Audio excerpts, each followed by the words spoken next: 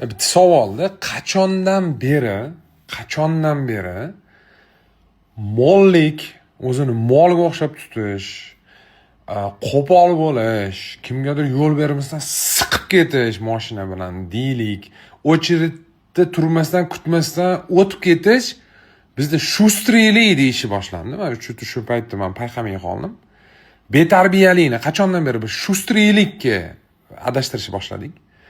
Bu shustriyda очередsiz o'tib ketdi. Bu shustriyda mana bunaqachalab poyga o'ynab kimdandir o'tib ketib qoldi yo'lda. Qachondan beri jamiyatni xavf ostiga solish va umuman tarbiya yo'qligini shuni yaqqol ko'rsatilishi shustriy deb atalishni boshlagan. Mana shu haqida kecha o'ylab qoldim. Mana shu yo'lda yurib ko'rasiz odamlarni, bilmadim, hayron qolaman. Mana shu bunaqa insonlar tarbiyasi yo'q, hayvon shunchaki. Lekin ba'zilar ularni shustriyda deydi.